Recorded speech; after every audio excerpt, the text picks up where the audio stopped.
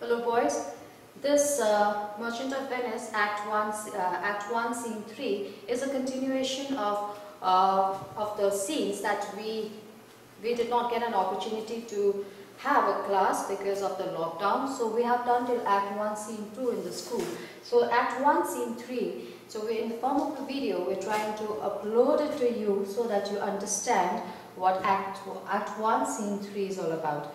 Okay, firstly we look at the major points in the scene.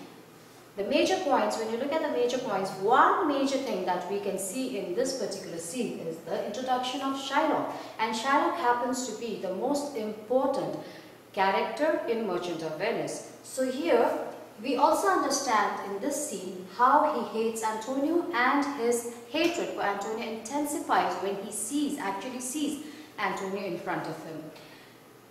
Third point is that we see Shylock in the presence of Antonio. He is pretending to be innocent. That is why he plays innocence. He plays innocent, but inside he actually burns with a lot of hate for Antonio. Next point is that Antonio is ready to break his conduct. So now when we look at a business point of view, okay, a person has a set of principles and a set of morals, and for Antonio, his code of conduct was to never lend money nor borrow in interest. But here, for the sake of a very true friend, Antonio is ready to break that code of conduct, and that is why he goes to Shylock to borrow money. Although he knows that he will have to pay a lot of interest later on. Here, Shylock, he dilly-dallies before agreeing to lend the money to them, for he wants to keep them waiting. You know, he wants to keep them waiting for a very long time because he wants them to be actually angry and ultimately sign the bond. Because here, Shylock has a very cruel intention. He has a very evil intention, and that intention is already seen in Act 1, Scene 3, how in a form of an aside, a soliloquy, he actually reveals his intention of taking revenge on Antonio.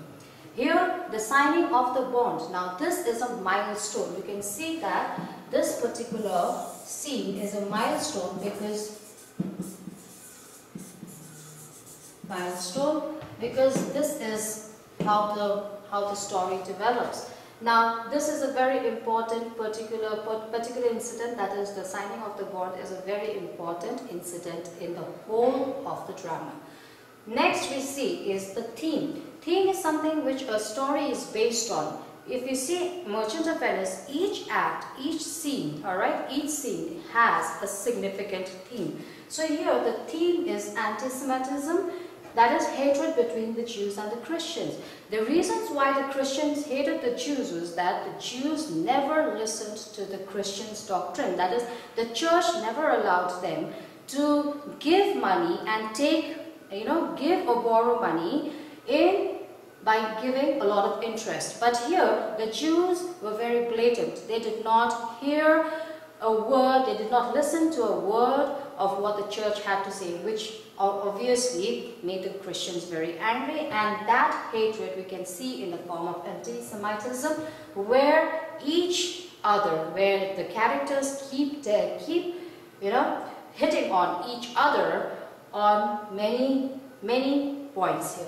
So next here we see this is a religious play. A religious play because there are many incidences that are linked, that particularly in Act 1 Scene 3 we see that Shylock takes a lot of example from the Genesis. So that is how it actually, the whole play revolves around religion, Christianity, the Jewish, so that is why it is a religious play. Now here, next thing we can see is the dramatic significance. Why is this particular scene important?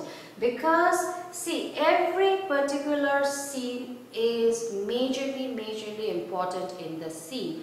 But here, we can see that this particular scene is a very important scene because it has the major plot. The major plot, again, the signing of the bond. So that is why the dramatic significance, which means the dramatic importance, how is it important in the drama, is because you see that the signing of the bond takes place in this particular scene. Alright. Next, to understand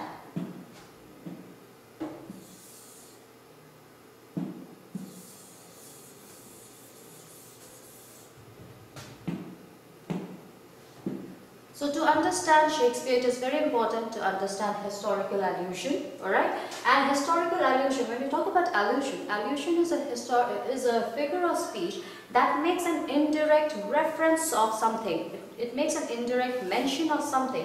So here, in Shakespeare's play, he always makes an indirect reference to the Greek mythology. Alright, but here in this particular scene, we see that there is a historical allusion and an indirect references to the Genesis. The Genesis is actually the first book of the Old Testament, alright. So there is a mention of Abraham and Isaac, Jacob and Esau, and Laban in the speech of Shiloh. So we can carry on ahead with the text.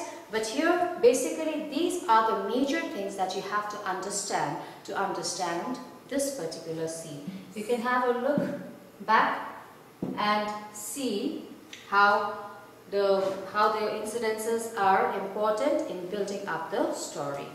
I'll see you in the next video. Thank you very much.